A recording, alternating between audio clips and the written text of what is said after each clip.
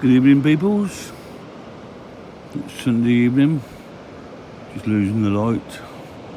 Coming up to 4 o'clock.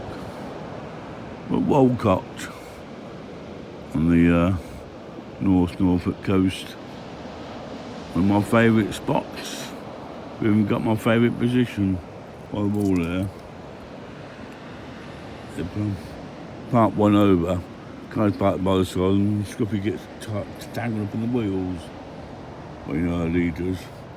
A litter bin there and a dog poo bin thing there. And it's a lovely little spot. There you go.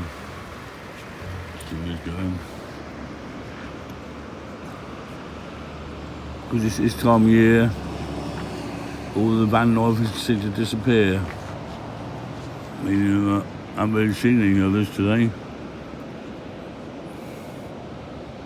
But get back to you in a minute. Right, electricity. Finding enough electricity to live on while living in a van. This time of year, the heating obviously takes a lot of power, as it's an electric motor. It's obviously the lights, it's LED, so that's negligible. Not negligently, don't get all excited. Negligible electricity on the lights. Now, I don't like to be kept cold. I like to be kept warm. So the heating on when I need it. Gas is still pretty cheap. You can get hold of it fairly easily. I'll get LPG, put it to a garage, connect the hose pipe up to the side of the vehicle, press a button and fill it up with gas. So I'm going to swap bottles about or anything like that. So it's a relatively easy way of living. But electricity itself, I don't have the heating on while I'm in bed. I tend to keep very warm in bed. I've always been able to generate my own heat.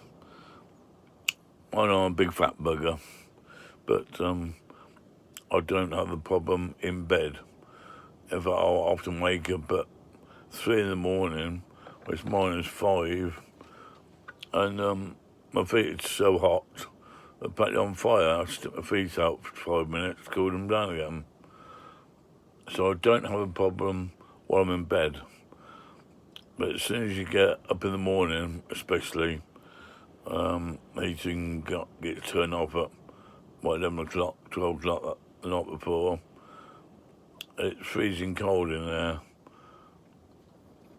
It's not going to be as good as a house. It never will be, will it? A house has got two layers of bricks with loft insulation in between, isn't it? Or it should have if it's a house built in the last 50 years. So, generating enough electricity to live on, I've got 2 batteries at 110 amp each. You can only let them go down to 50% of charge. So, in reality, I've got like 110 amp of electricity to use before they need charging up again. Tend to find with the heating on this time of year, an hour's driving charges the batteries up enough.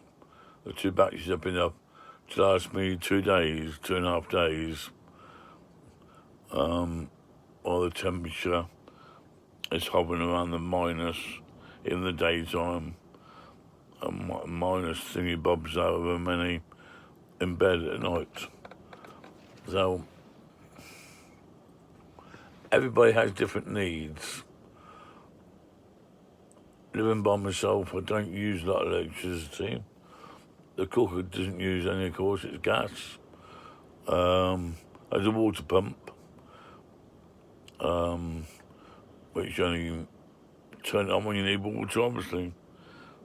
But I tend to live out of barrels of water. I don't like using the water at the tank, at the main tank, because it's been there, my vehicle's 12 years old. That water, I've been 12 years since it was put in, since it was nice and new. So I don't drink that. I'd use that for water, for washing. What other electricity is there? There's the light on the fridge. Big deal. That only comes on when you open the door. Hopefully turned off when you shut the door, I don't know. I've never been in there to find out. So basically my needs can be different to other people's. I've got a power bank. Quite big heavy things, which I tend to charge the iPhone and iPad on. And that takes about 4 or 5 hours to charge. So I'll just plug it into my vehicle when I'm driving. They don't take that out. I'll keep it charged up easily, no problem at all. My charging for my Ledger batteries is only a standard motorhome charger. It's not the expensive 250 quid running like that. It's just start thinking about 80 quid, just a normal charger. I've been thinking about putting a supercharger on it. Give me that extra power. So, but when you look at this, we all have different needs of electricity. Now, come in the summer, all you need electricity for is a light after 10 o'clock at night, isn't it? Yeah, I didn't really need any electricity any of the time. My solar panels, well, they charge your batteries up in an hour. Whatever I've done the night before, my water pump and the fridge, and etc., etc. But this time of year, unfortunately, the solar panels don't do anything. We've got November, December, January. Your solar panels will not bring in hardly any power at all. Don't care what anybody says. When they spend thousands of pounds filling up the roof with solar panels, if there's no sun, you're not going to get any power coming out of my So the best way for me is to go for an hour and a half. I was in Thetford the other day. Well, I went from Northampton to Thetford, about an hour and a half. Stayed there a few days. Went on to King's Lynn. Stayed there a few days. And now I've come to Walcott. And basically, them 3 journeys I did off, about an hour and a half each. I don't race about. So I don't go 80 miles an hour and like that. It's one of these noisy roads where I come today. The temperature's been below freezing all day.